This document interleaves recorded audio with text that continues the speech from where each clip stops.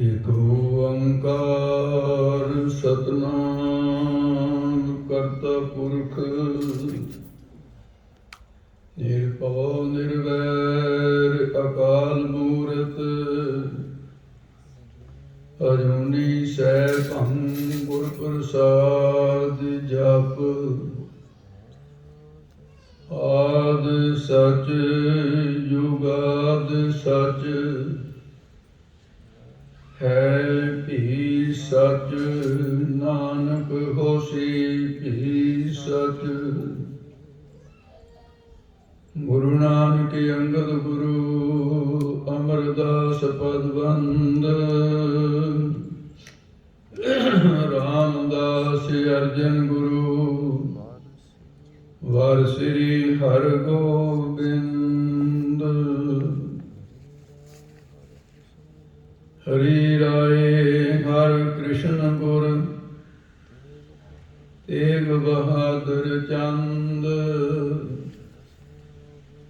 ਦਸਵੇਂ ਗੋਬਿੰਦ ਸਿੰਘ ਗੁਰੂ ਨਮੋ ਚਰਨ ਅਰਵਿੰਦ। ਜਿਸ ਮਹਿ ਅੰਮ੍ਰਿਤ ਗਿਆਨ ਹੈ ਮਾਨਕ ਭਗਤ ਵੈਰਾਗ। ਗੁਰੂ ਗ੍ਰੰਥ ਸਾਹਿਬ ਉਦਦ ਬੰਦੋਂ ਕਰ ਅਨੁਰਾਗ।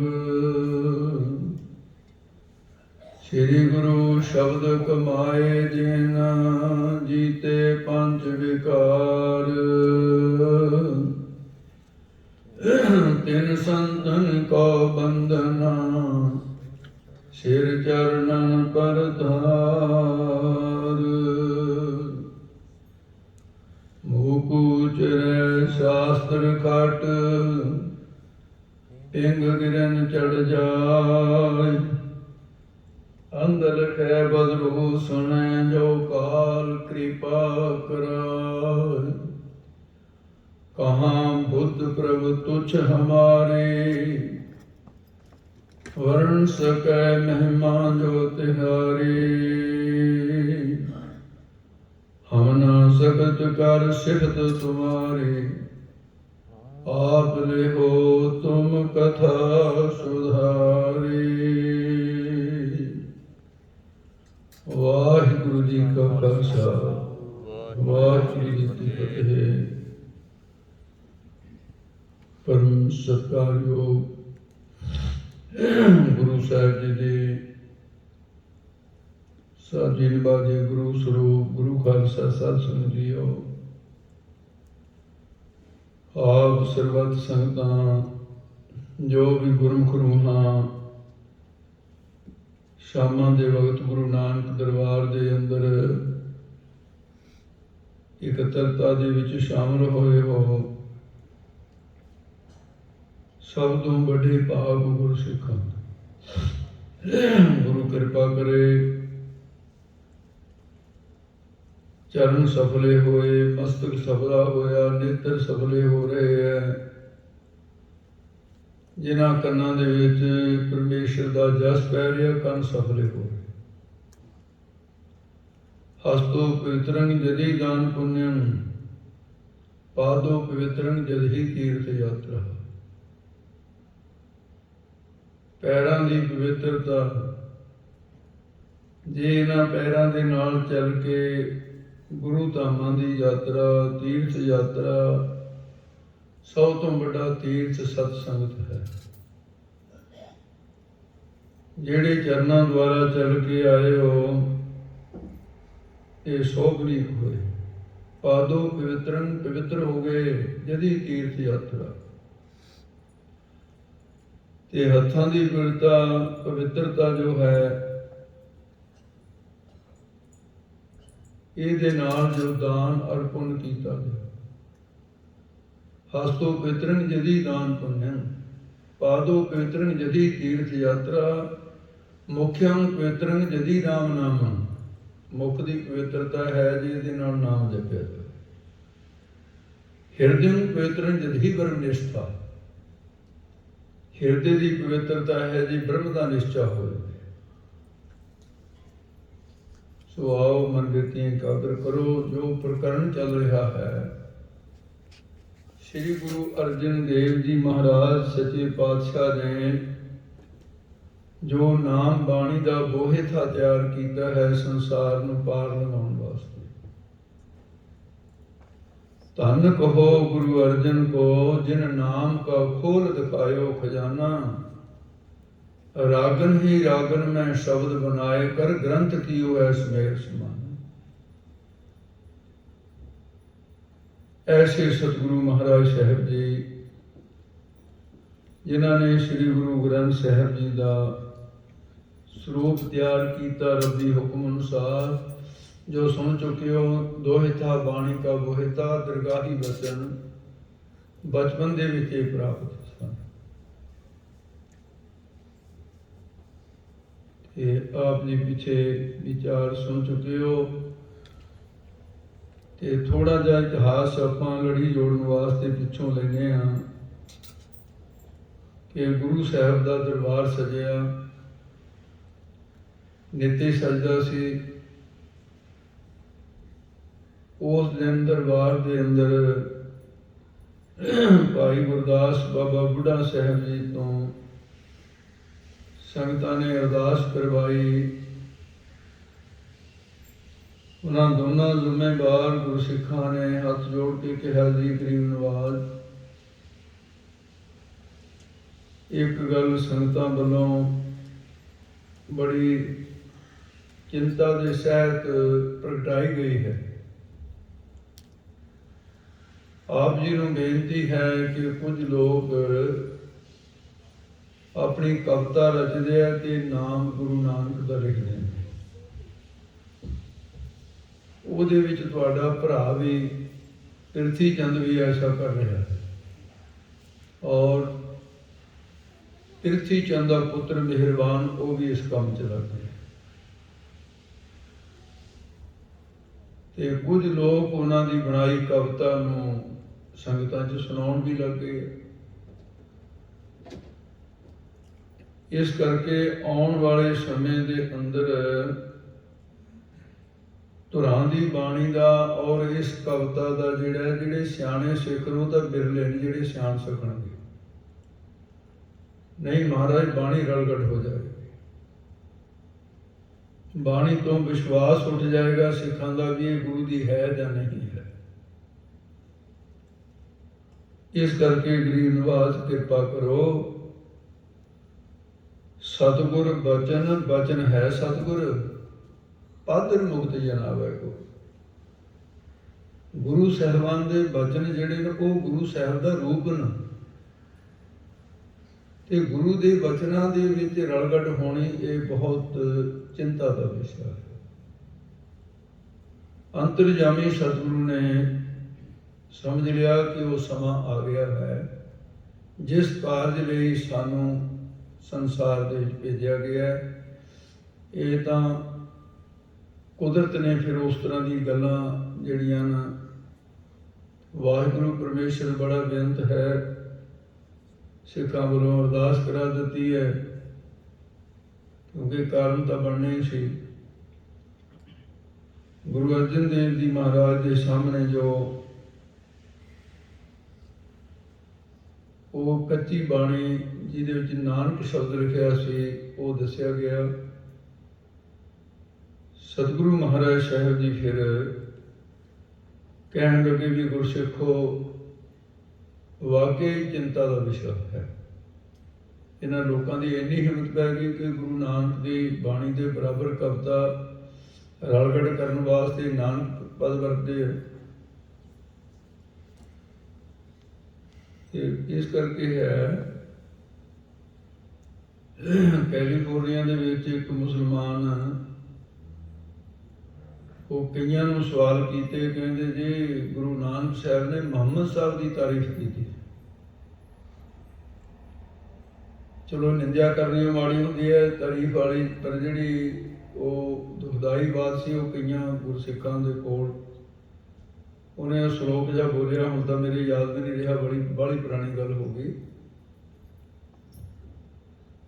ਇਹ ਕੁਦਰਤੀ ਮੈਂ ਉੱਥੇ ਭਾਈ ਸੰਤੋਖ ਸਿੰਘ ਜੀ ਦੇ ਘਰ ਤੇ ਠਹਿਰਿਆ ਹੋਇਆ ਸੀ। ਉਹ ਕਹਿੰਦਾ ਜੀ ਇਹ ਮੁਸਲਮਾਨ ਬੜਾ ਇਹ ਤੰਗ ਕਰ ਰਿਹਾ, ਕਹਿੰਦਾ ਵੀ ਇਹ ਗੁਰੂ ਨਾਨਕ ਸਾਹਿਬ ਜੀ ਨੇ ਇਹ ਤਾਰੀਫ ਕੀਤੀ ਹੈ ਮਸਾ, ਤੇ ਉਹਦੇ ਚ ਦ੍ਰਿਸ਼ਟਕੂਟ ਵਾਂਗੂ ਅਸਲ ਦੇ ਵਿੱਚ ਸੀ ਅਰਥ ਸਮੋਇਆ ਹੋਇਆ। ਜਦੋਂ ਉਹਦਾ ਅਰਥ ਕਰਕੇ ਉਹਨੂੰ ਦੱਸਿਆ ਤੇ ਮੁੜ ਕੇ ਲੱਭਿਆ ਨਹੀਂ ਕਿਤੇ ਉਹ, ਇਹ ਤੁਸੀਂ ਇਹ ਉਲਟੇ ਕੰਮ ਕਿਉਂ ਕਰਦੇ ਹੋ? ਗੁਰੂ ਨਾਨਕ ਸਾਹਿਬ ਨਿਰੰਕਾਰ ਤੋਂ ਬਿਨਾਂ ਕਿਸੇ ਦੀ ਤਾਰੀਫ ਨਹੀਂ ਕਰਦੇ, ਪਰ ਨਿੰਦਿਆ ਵੀ ਕਰਦੇ ਕਿਸੇ ਦੀ। ਸੋ ਇਹ ਆ ਵੀ ਇਹ ਲੋਕ ਜਿਹੜੇ ਨਾ ਇਹ ਹੜਦੇ ਹੁੜਦੇ ਤਾਂ ਨਹੀਂ ਹੁੰਦੇ। ਤੇ ਮਹਾਰਾਜ ਸਾਹਿਬ ਜੀ ਨੇ ਫਿਰ ਇਹਦੇ ਜਿਹੜੇ ਗੁਰੂ ਗ੍ਰੰਥ ਸਾਹਿਬ ਦੇ ਪ੍ਰਗਟ ਹੋਣ ਦੇ ਭਾਈ ਕਈ ਕਾਰਨ ਹੈ, 4 ਕਾਰਨ ਤਾਂ ਦਿਸਦੇ ਆ ਪ੍ਰਤੱਖ।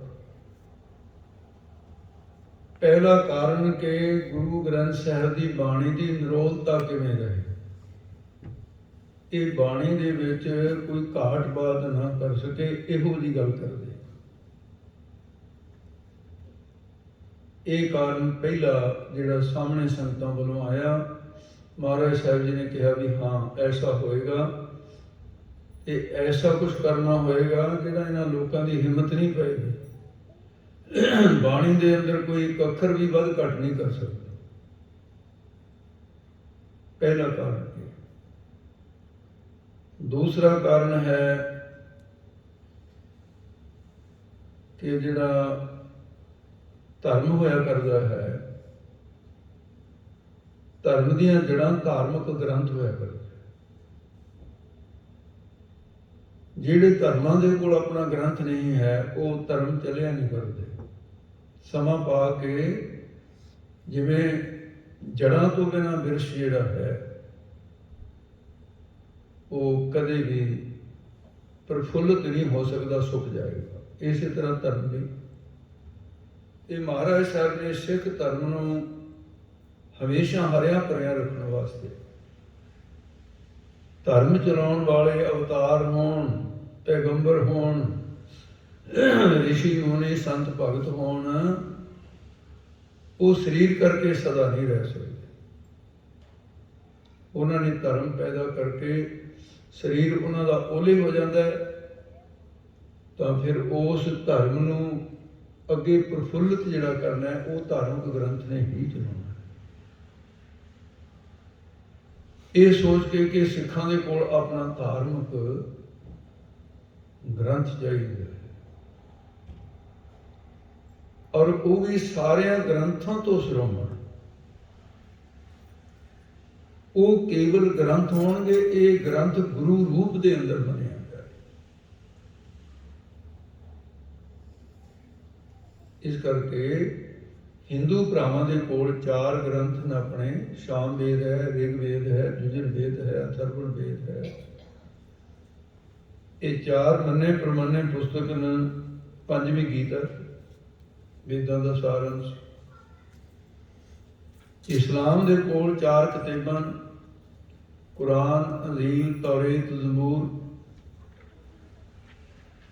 ਮੁਹੰਮਦ ਸਾਹਿਬ ਨੇ ਕੁਰਾਨ ਉਚਾਰਨ ਕੀਤੀ, ਈਸਾ ਜੀ ਨੇ ਅੰਜੀਲ,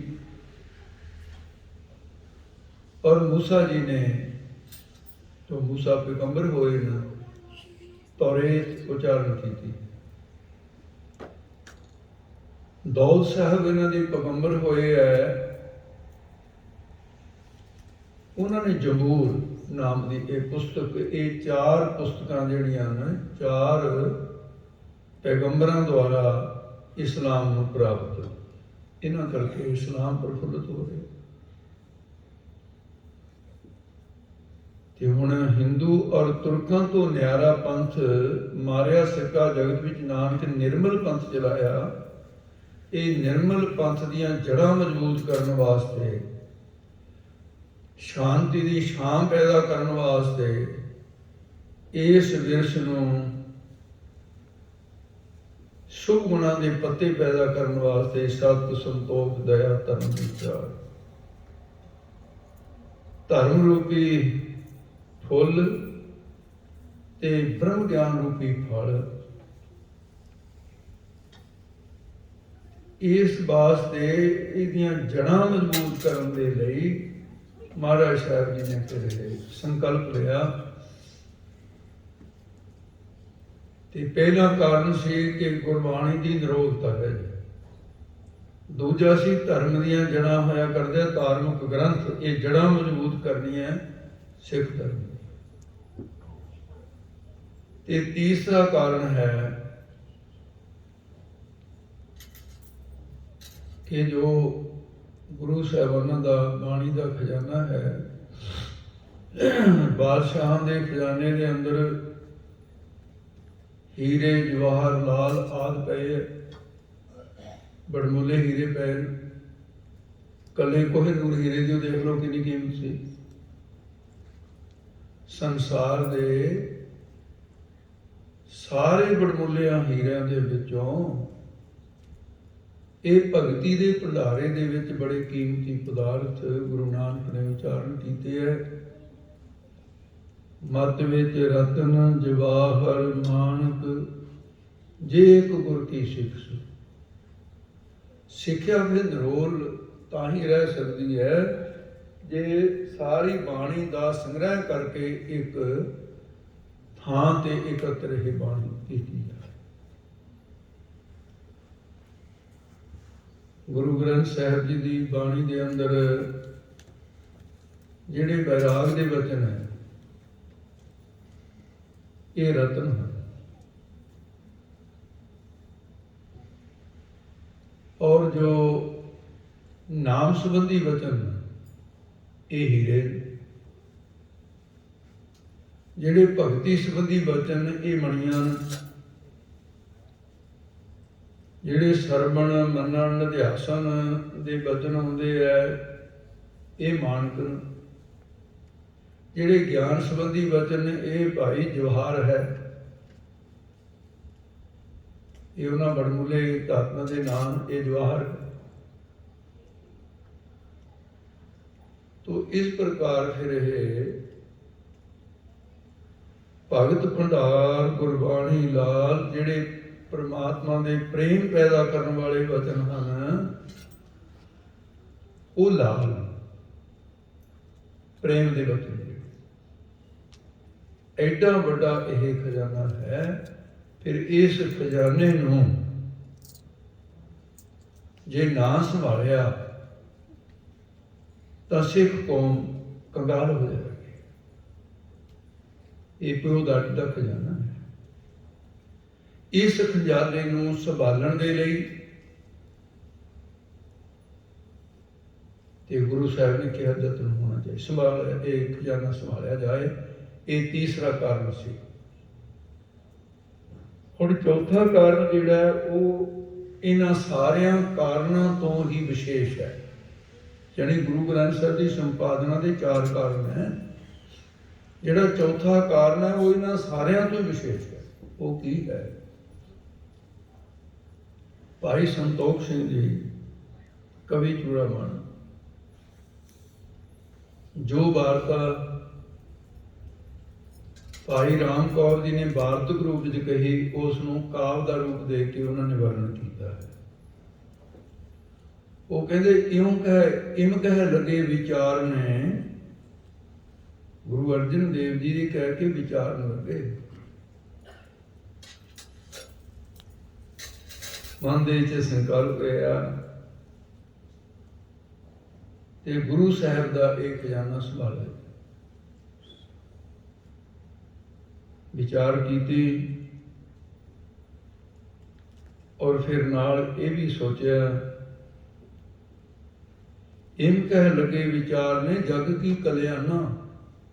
भाई संतोख सिंह दे बोल न ये कह के विचार में लगे कि संसार की कल्याण वास्ते ऐसा करना ही पड़ेगा। इम कह लगे विचार ने जग की कल्याणा, पीखी भविख्यत वार्ता। ये बोल भाई संतोख सिंह। हम हुए दस्ताना, एक भविखत वार्ता की मेरे तो बाद 5 स्वरूप साढ़े इस गद्दी के उत्ते होर होणगे। ਹਮ ਹੋਏ 10 ਥਾਨਾ। 10ਵੇਂ ਸਰੂਪ ਤੋਂ ਬਾਅਦ ਤਾਂ ਫਿਰ ਕੋਈ ਸਰੀਰ ਇਸ ਤਰ੍ਹਾਂ ਦਾ ਧਾਰਨ ਕਰਨਾ ਹੀ ਨਹੀਂ ਗੁਰੂ ਸਾਹਿਬ ਨੇ। ਇਹ ਰੱਬੀ ਵਿਧਾਨ, ਇਹ ਤਾਂ ਧੁਰਾਂ ਤੋਂ ਹੁਕਮ ਹੋਇਆ ਸੱਚਖੰਡ ਤੋਂ। ਔਰ ਇਸ ਹੁਕਮ ਨੂੰ ਮਹਾਰਿਸ਼ੀ ਵਿਆਸ ਨੇ ਭਵਿੱਖਤ ਪੁਰਾਣ ਵਿੱਚ ਅੰਕਿਤ ਵੀ ਕੀਤਾ। ਦਸੇ ਗੁਰੂ ਸਾਹਿਬਾਨਾਂ ਦੇ ਪ੍ਰਗਟ ਹੋਣ ਦੀ ਗੱਲ ਵੀ ਸੰਸਕ੍ਰਿਤ ਦੇ ਸ਼ਲੋਕਾਂ ਦੇ ਵਿੱਚ 12 ਸ਼ਲੋਕ ਨੇ। ਇਹ ਪਹਿਲੇ ਸ਼ਲੋਕ ਤੋਂ ਲੈ ਕੇ ਸਾਰੀ ਵਾਰਤਾ ਦਸਮ ਪਾਤਸ਼ਾਹ ਤੱਕ, ਤੇ ਫਿਰ ਗੁਰੂ ਗ੍ਰੰਥ ਸਾਹਿਬ ਦੇ ਵੱਲ ਇਸ਼ਾਰਾ ਕੀਤਾ ਗਿਆ। ਮਹਾਰਿਸ਼ੀ ਵਿਆਸ ਨੇ ਗੁਰੂ ਗ੍ਰੰਥ ਸਾਹਿਬ ਵੱਲ ਇਸ਼ਾਰਾ ਕੀਤਾ। ਵੇਖਿਤ ਪੁਰਾਣ ਵਿੱਚ ਇਹ ਵਚਨ ਹੈ, ਏਵੰ ਬਹੀ ਭਵਿਤੀ ਜਦਾ ਕਲੂ ਤਥਾ। ਏਵੰ ਬਹੀ ਕਹਿੰਦੇ ਇਸ ਤਰ੍ਹਾਂ ਦਾ ਵਰਤਾਰਾ ਜਦੋਂ ਹੋਇਆ ਹੈ, ਕਲਯੁਗ ਦੇ ਜਦੋਂ ਬਹੁਤ ਜ਼ੋਰ ਫੜ ਜਾਏਗਾ। ਏਵੰ ਬਹੀ ਧਰਮ ਬ੍ਰਿਤੀ ਯਥਾ ਕਲੂ ਤਦਾ ਵੇ ਲੋਕ ਰਖਿਆਰਥਮ ਮਲੇਸ਼ ਦੇ ਨਾਸ ਜੇ ਪਸ਼ਚੁਏ ਸੁਭੂ ਦੇਸੇ ਵੇਦੀ ਵੰਸ਼ ਜਨਾਨ। ਇਹ ਤਾਂ ਦੁਆਪਰ ਦੇ ਵਿੱਚ ਕਹਿ ਦਿੱਤਾ ਸੀ, ਤੇ ਉਸ ਦੇ ਅਨੁਸਾਰ ਕਹਿੰਦੇ ਹਮ ਹੋਏ 10 ਥਾਨਾ, ਅਸੀਂ 10 ਰੂਪ ਧਾਰਨ ਕਰਦੇ ਹਾਂ। ਪਾਛੇ ਸਿੱਖੀ ਕਿਮਰ ਹੈ, ਸਿੱਖੀ ਕਿਵੇਂ ਬਜ਼ੂਰ ਹੈ। ਪਾਛੇ ਸਿੱਖੀ ਕਿਮਰ ਹੈ, ਕਿਸ ਟੇਕੇ ਮਾਥਾ, ਮੱਥਾ ਕਿਹਨੂੰ ਟੇਕਾ ਕਰਨਗੇ। ਕੋਈ ਪੱਥਰਾਂ ਨੂੰ ਟੇਕਣ ਲੱਗ ਜਾਊਗਾ, ਕੋਈ ਪਖੰਡੀਆਂ ਨੂੰ ਟੇਕਣ ਲੱਗ ਜਾਊਗਾ, ਕੋਈ ਤੀਰਥਾਂ ਤੇ ਚਲਾ ਜਾਊਗਾ, ਖਿੰਡ ਜਾਊਗੀ ਸਿੱਖੀ ਸਾਰੀ। ਮੱਥਾ ਟੇਕਣ ਤੋਂ ਬਿਨਾਂ ਤਾਂ ਇਹਨਾਂ ਦਾ ਸਰਦਾ ਹੀ ਨਹੀਂ ਹੈ। ਕਿਹਨੂੰ ਮੱਥਾ ਟੇਕਣ। ਸ਼ਬਦ ਨਿਰਾਲੇ ਕਿਮਰ ਹੈ, ਮਿਲੇ ਨਾ ਕਿ ਉਹ ਸਾਥਾ। ਇਹ ਸ਼ਬਦ ਜਿਹੜੇ ਨਿਰੋਲ ਕਿਵੇਂ ਰਹਿਣਗੇ, ਜਿਹੜੇ ਕਿਸੇ ਦੇ ਨਾਲ ਮਿਲਣ ਨਾ। ਕਿ ਆਹ ਗੁਰਬਾਣੀ ਹੈ ਜੀ, ਆਹ ਲੋਕਾਂ ਦੀ ਬੜਾਈ ਬਾਣੀ। ਇਹ ਸਤਿਗੁਰੂ ਮਹਾਰਾਜ ਸਾਹਿਬ ਜੀ ਨੇ ਵਿਚਾਰਿਆ, ਇੱਕ ਵੱਡਾ ਦਰਬਾਰ ਕੀਤਾ ਮੇਰੇ ਹਜ਼ੂਰ ਪਾਤਸ਼ਾਹ ਨੇ। ਬਾਬਾ ਬੁੱਢਾ ਸਾਹਿਬ, ਭਾਈ ਗੁਰਦਾਸ ਵਰਗੇ, ਭਾਈ ਵੈਦੋ ਵਰਗੇ, ਭਾਈ ਸਾਧੂ ਵਰਗੇ ਸਾਰੇ ਗੁਰਸਿੱਖ ਬੈਠੇ ਹੈ, ਬ੍ਰਹਮ ਗਿਆਨੀ। ਮਹਾਰਾਜ ਸਾਹਿਬ ਕਹਿੰਦੇ ਗੁਰਸਿੱਖੋ, ਇਹ ਕਾਰਜ ਦੇਖੋ ਸਮਰੱਥ ਗੁਰੂ ਕੀ ਕਹਿ ਰਿਹਾ ਹੈ, ਜੋ ਸਭ ਕੁਝ ਕਰ ਸਕਦਾ ਹੈ। ਕਹਿੰਦੇ ਇਹ ਕਾਰਜ ਮੇਰੇ ਇਕੱਲੇ ਦੇ ਕਰਨ ਦਾ ਨਹੀਂ ਹੈ, ਨਿਮਰਤਾ ਹੈ। ਇਹਦੇ ਚ ਗੁਰਸਿੱਖੋ ਤੁਹਾਡੀ ਮਦਦ ਦੀ ਲੋੜ ਹੈ। ਇਹ ਕਾਰਜ ਰਲ ਮਿਲ ਕੇ ਕਰਨ ਵਾਲਾ ਹੈ। ਇਸ ਕਰਕੇ ਤੁਸੀਂ ਆਓ ਰਲ ਮਿਲ ਕੇ ਆਪਾਂ ਗੁਰਮਤਾ ਕਰੀਏ, ਵਿਚਾਰ ਕਰੀਏ, ਇਹਨੂੰ ਨੇਪਰੇ ਕਿਵੇਂ ਕਰਨਾ ਹੈ। ਮਹਾਰਾਜ ਸਾਹਿਬ ਕਹਿੰਦੇ ਇੱਕ ਤਾਂ ਹੁਕਮਨਾਮੇ ਲਿਖ ਦਿਓ ਜਿੱਥੇ ਤੱਕ ਸਿੱਖੀ ਹੈ। ਮਸੰਦਾਂ ਨੂੰ ਕਹੋ ਹੁਕਮਨਾਮੇ ਘਰ ਘਰ ਤੱਕ ਆਵਾਜ਼ ਪਹੁੰਚ ਜਾਏ। ਹੁਕਮਨਾਮੇ 'ਚ ਕੀ ਲਿਖਣਾ ਹੈ ਕਿ ਭਾਈ ਜਿਸ ਦੇ ਕੋਲ ਵੀ ਗੁਰੂ ਨਾਨਕ ਤੋਂ ਲੈ ਕੇ ਚੌਥੇ ਪਾਤਸ਼ਾਹ ਗੁਰੂ ਰਾਮਦਾਸ ਦਾ ਕੋਈ ਸ਼ਬਦ, ਕੋਈ ਬਾਣੀ ਹੈ, ਉਹ ਲੈ ਕੇ ਸ੍ਰੀ ਅੰਮ੍ਰਿਤਸਰ ਸਾਹਿਬ ਨੂੰ ਚੱਲ ਪਵੇ। ਹੁਕਮਨਾਮੇ ਪਹੁੰਚਣ ਨੂੰ ਵੀ ਦਿਨ ਲੱਗਣੇ ਸੀ, ਉਦੋਂ ਆਉਣ ਨੂੰ ਵੀ ਦਿਨ ਲੱਗਣੇ ਸੀ। ਕੋਈ ਇੱਕ ਦਿਨ 'ਚ ਕੰਮ ਥੋੜ੍ਹੀ ਹੋ ਗਿਆ। ਔਰ ਨਾਲ ਉਹਨਾਂ ਸਿੱਖਾਂ ਨੂੰ ਇਹ ਵੀ ਦੱਸ ਦਿੱਤਾ ਜਾਏ, ਜੋ ਵੱਡੇ ਗੁਰੂਆਂ ਨੇ ਤੁਹਾਨੂੰ ਕਿਸੇ ਨੂੰ ਬਾਣੀ ਬਖਸ਼ੀ ਹੈ, ਸ਼ਬਦ ਬਖਸ਼ਿਆ ਹੈ, ਤੁਹਾਡੇ ਕੋਲੋਂ ਲਿਆ ਨਹੀਂ ਜਾਏਗਾ, ਉਹਦਾ ਕੇਵਲ ਉਤਾਰਾ ਕੀਤਾ ਜਾਏਗਾ, ਤੁਹਾਨੂੰ ਸਿਰੋਂ ਪੌਦੇ ਸਹਿ ਤੋਂ ਵਾਪਸ ਮੋੜ ਦਿੱਤਾ ਜਾਏਗਾ। ਇਹ ਹੁਕਮਨਾਮੇ ਲਿਖ ਦਿੱਤੇ ਗਏ। ਤੇ ਮਹਾਰਾਜ ਸਾਹਿਬ ਜੀ ਕਹਿੰਦੇ ਭਾਈ ਵੱਡਾ ਖਜ਼ਾਨਾ ਜਿਹੜਾ ਹੈ ਉਹ ਸਾਡੇ ਨਾਨਕੇ ਘਰ ਵਿੱਚ ਪਿਆ। ਇਸ ਕਰਕੇ ਉਹਦੀ ਪ੍ਰਾਪਤੀ ਵਾਸਤੇ ਯਤਨ ਕਰੋ। ਇਹ ਹੈ ਚਿੰਤਾ ਦਾ ਵਿਸ਼ਾ, ਕਿਉਂਕਿ ਬਾਬਾ ਮੋਹਨ ਜੀ ਕਿਸੇ ਦੀ ਮੁਹਤਾਜ਼ਗੀ ਨਹੀਂ ਕਰਦੇ। ਬੇਪਰਵਾਹ ਸਦਾ ਰੰਗ ਹਰ ਕੇ ਜਾਕੋ ਪਾਕ ਸੁਆਮੀ। ਕਿ ਉਹਨਾਂ ਦੇ ਕੋਲੋਂ ਪੋਥੀਆਂ ਲੈਣੀਆਂ ਇਹ ਥੋੜਾ ਜਿਹਾ ਹੈ, ਕਾਰਜ ਕਠਿਨ ਹੈ। ਤੇ ਇਸ ਲਈ ਇਹ ਕਾਰਜ ਦੇ ਵਾਸਤੇ ਆਪਾਂ ਨੂੰ ਵਿਚਾਰ ਕਰਨੀ ਚਾਹੀਦੀ ਹੈ। ਕਹਿੰਦੀ ਬਸ ਇੰਨੀ ਗੱਲ ਸੁਣਦੇ ਭਾਈ ਗੁਰਦਾਸ ਉੱਠ ਕੇ ਖੜਾ ਹੋ ਗਿਆ। ਮਹਾਰਾਜ ਮੈਨੂੰ ਜਾਣ ਦੀ ਆਗਿਆ ਦਿਓ। ਮੈਂ ਗਿਆ ਤੇ ਬਸ ਵਾਪਸ ਪੋਥੀਆਂ ਲੈ ਕੇ ਆਇਆ। ਕਹਿੰਦੇ ਇੰਨੀ ਜਲਦੀ ਆ ਜਾਏ? ਕਹਿੰਦੇ ਹਾਂ, ਕੋਈ ਗੱਲ ਨਹੀਂ। ਸਾਡੀ ਆਪਸ ਦੇ ਵਿੱਚ ਬੜੀ ਨੇੜੇ ਦਾ ਰਿਸ਼ਤਾ ਹੈ। ਮੇਰੀ ਤਾਇਆ ਜੀ ਦੇ ਪੁੱਤਰ ਹੈ ਨਾ, ਵੀ ਤਾਏ ਗੁਰੂ ਦੇ, ਇਸ ਕਰਕੇ ਕੋਈ ਬਾਤ ਨਹੀਂ। ਕਿਉਂਕਿ ਗੁਰੂ ਅਮਰਦਾਸ ਜੀ ਦਾ ਛੋਟਾ ਭਰਾ ਸੀ ਈਸ਼ਰਦਾਸ, ਉਹਦੇ ਪੁੱਤਰ ਨੂੰ ਭਾਈ ਗੁਰਦਾਸ ਜੀ। ਮੇਰੇ ਤਾਇਆ ਜੀ ਦੇ ਪੁੱਤਰ ਤੇ ਮੇਰੇ ਭਰਾ ਹਨ, ਤੇ ਭਾਈਚਾਰੇ ਦੇ ਵਿੱਚ ਤਾਂ ਇੱਕ ਦੂਜੇ ਦੀ ਲੋੜ ਪੈਂਦੀ ਹੈ। ਤੇ ਮੈਂ ਜਾਣਾ ਤੇ ਮੇਰਾ ਮਹਾਰਾਜ ਨੇ ਕਿਹਾ ਵੀ ਕੰਮ ਤਾਂ ਕਰ ਲਿਆ ਕਸੂਤਾ ਭਾਈ ਗੁਰਦਾਸ ਨੇ, ਪਰ ਸਿਆਣਾ ਸਿੱਖ ਹੈ, ਇਹਦਾ ਸਤਿਕਾਰ ਹੈ, ਇਹਦੇ ਸਤਿਕਾਰ ਨੂੰ ਠੇਸ ਨਹੀਂ ਮੈਂ ਪਹੁੰਚਾਉਣੀ। ਪਤਾ ਸੀ ਮਹਾਰਾਜ ਨੂੰ ਵੀ ਪੋਥੀਆਂ ਤਾਂ ਨਹੀਂ ਮਿਲਣੀਆਂ, ਵੀ ਕਮ ਸੇ ਕਮ ਹੰਕਾਰ ਤਾਂ ਨਿਕਲ ਜੂਗਾ ਵੀ ਮੈਂ ਲਾਇਆ ਹੋਣਾ। ਇਹਨੇ ਨਾਲ ਕੀ ਹੈ, 2-4 ਦਿਨ ਲੇਟ ਹੋ ਜੂ ਗੱਲ, ਵੀ ਚਲ ਹੰਕਾਰ ਤਾਂ ਨਿਕਲ ਜਾਊਗਾ ਨਾ। ਦੇਖੋ ਜੁਗਤੀ ਮਹਾਰਾਜ ਦੀ ਕੈਸੀ ਹੰਕਾਰ। ਗੁਰਸਿੱਖੋ ਬਸ ਇੱਥੋਂ ਸਿੱਖਿਆ ਲੈ ਲਓ ਵੀ ਵੱਡਿਆਂ ਦਾ ਹੰਕਾਰ ਨਹੀਂ। ਜਿਹੜੇ ਹਰ ਵੇਲੇ ਗੁਰੂ ਦੇ ਕੋਲ ਰਹਿਣ ਵਾਲੇ ਸੀ, ਵੀ ਸੁਨਿਆਰਾ ਜਿਹੜਾ ਨਾ ਮਾੜਾ ਜਿਹਾ ਵੀ ਥੋੜਾ ਜਿਹਾ ਵੀ ਕਿਤੇ ਸੋਨੇ 'ਚ ਖੋਟ ਹੋਵੇ, ਕਠਾਲੀ 'ਚ ਢਾਲ ਦਿੰਦਾ, ਪਾਣੀ ਬਣਾ ਦਿੰਦਾ। ਉਹ ਕਹਿੰਦਾ ਵੀ ਇਹ ਖੋਟ ਨਹੀਂ ਚੱਲਣੀ ਹੈ। ਤੇ ਇਸ ਕਰਕੇ ਮਾਰੇ ਕਹਿੰਦੇ ਚੰਗਾ ਭਾਈ ਸਾਹਿਬ ਇਹ ਤੁਸੀਂ ਲਿਆ ਸਕਦੇ ਹੋ, ਬੜੀ ਚੰਗੀ ਗੱਲ ਹੈ, ਜਾਓ। ਭਾਈ ਗੁਰਦਾਸ ਜੀ ਪਹੁੰਚ ਗਏ ਗੋਇੰਦਵਾਲ ਸਾਹਿਬ। ਇੰਨਾ ਕਾਹਲੀ ਪਈ ਵੀ ਉਹ ਬਸ ਪੋਥੀਆਂ ਚੱਕੀਆਂ ਤੇ ਲਾਇਆ ਹੈ। ਆਵਾਜ਼ਾਂ ਮਾਰੀਆਂ, ਬਾਬਾ ਮੋਹਨ ਜੀ ਮੈਂ ਭਾਈ ਗੁਰਦਾਸ ਬੋਲਦਾ, ਕਿ ਤੁਸੀਂ ਕਿਰਪਾ ਕਰਕੇ ਦਰਵਾਜ਼ਾ ਖੋਲੋ। ਇਹ ਮੇਰੇ ਵੱਡੇ ਭਰਾ, ਮੈਂ ਤੁਹਾਡੇ ਚਾਚੇ ਦਾ ਪੁੱਤਰ ਬੋਲਦਾ। ਨਹੀਂ ਸੁਣੀ ਕਿਸੇ ਨੇ। ਇੱਕ ਆਵਾਜ਼ ਮਾਰੀ, 2 ਮਾਰੀ, 10 ਮਾਰੀਆਂ। ਆਵਾਜ਼ ਪਹੁੰਚੇ ਕਿੱਥੇ? ਉਹਦਾ 10ਵੇਂ ਦਵਾਰ ਬੈਠਾ। ਸੰਸਾਰ ਦੀ ਆਵਾਜ਼ ਤਾਂ ਸੁਣਦੀ ਕੋਈ ਨਹੀਂ ਉੱਥੇ।